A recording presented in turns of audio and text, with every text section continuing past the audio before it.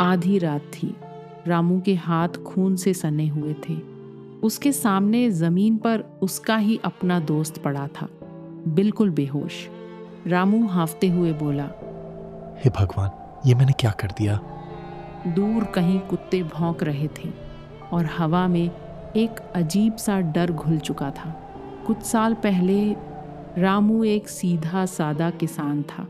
छोटा सा कच्चा घर, 2 बीघा जमीन और पत्नी गौरी। गरीबी थी, लेकिन दिल में सुकून था। गौरी मुस्कुराते हुए बोली, रामू, हमारे पास कम है, लेकिन हम खुश तो है ना? भगवान से हमें और कुछ नहीं चाहिए, जितना है काफी है। हाँ गौरी, भगवान ने जितना दिया है उतना ही काफी है। गांव में सब रामू को ईमानदार मानते थे, लेकिन एक दिन गांव में एक नया आदमी आया, लाला सेठ। लाला सेठ शहर से आया था। उसके पास पैसा ही पैसा था। उसने गांव के लोगों को कर्ज देना शुरू किया और धीरे धीरे उनकी जमीनें अपने नाम करने लगा। एक दिन लाला सेठ ने रामू को बुलाया। रामू, तुम्हारी जमीन बहुत अच्छी है। अगर तुम चाहो तो इसे और बढ़ा सकते हो। रामू लाला की बात सुनकर चौंक गया। कैसे सेठ जी, ये कैसे हो सकता है? लेकिन उस दिन के बाद रामू के मन में एक नई चाहत जन्म ले चुकी थी। अगर मेरे पास और जमीन होती तो मेरी जिंदगी कितनी अच्छी होती। मेरे तो मज़े ही मज़े हो जाते। खैर, जाने दो, अब तो यही जिंदगी है। धीरे धीरे लाला सेठ ने उसे अपने जाल में फंसा लिया। पहले छोटे काम, फिर बड़े धोखे। रामू अब लोगों को गलत सलाह देने लगा, उनसे कागज़ों पर साइन करवाने लगा।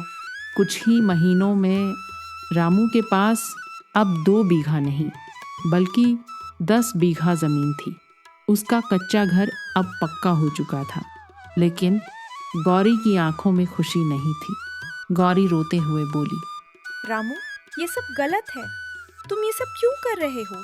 मैंने तुमसे कहा था, हमारे पास जितना है हम इतने में ही खुश हैं। फिर ये सब क्या है? तुम बदल गए हो। गौरी, तुम क्यों चिंता कर रही हो? मैं ये सब हमारे लिए और हमारे होने वाले बच्चों के लिए ही तो कर रहा हूँ। अब तुम शांत हो जाओ, मैं सब संभाल लूँगा। गांव के लोग अब रामू से नफरत करने लगे थे। उसका बचपन का दोस्त शंकर भी उससे दूर हो गया। एक दिन शंकर ने उसे रोका। रामू, ये रास्ता सही नहीं है दोस्त।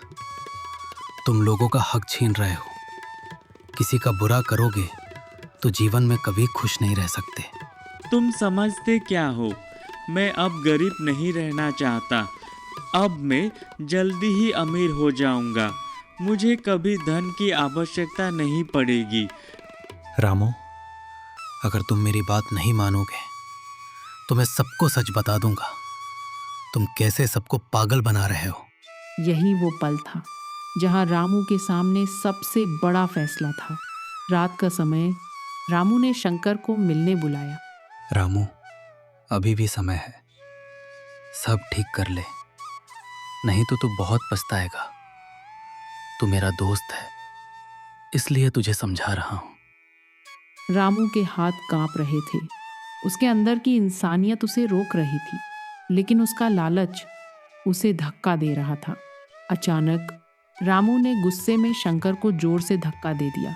शंकर जमीन पर गिरा, उसका सिर पत्थर से टकराया और वो बेहोश हो गया। रामू के होश उड़ गए। शंकर मेरे दोस्त, उठ जा। मैंने ये जानबूझकर नहीं किया। ये क्या हो गया तुझे? उठ मेरे भाई। लेकिन अब बहुत देर हो चुकी थी। अगली सुबह पूरा गांव इकट्ठा हो गया। शंकर की हालत गंभीर थी और सच्चाई धीरे धीरे सबके सामने आ गई। पंचायत बैठी और फैसला सुनाया गया। रामू ने लालच में आकर अपने ही लोगों को धोखा दिया है। अब इसे गांव से निकाल दिया जाए और कभी वापस न आए। यही सबके लिए बेहतर होगा।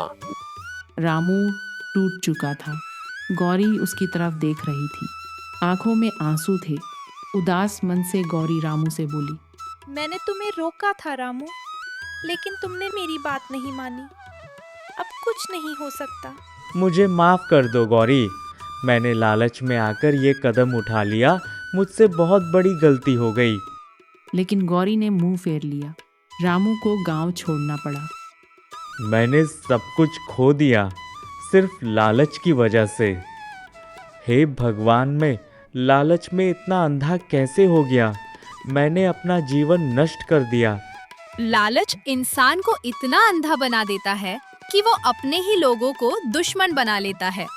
जो इंसान संतोष में खुश रहना नहीं सीखता, वो अंत में अकेला रह जाता है।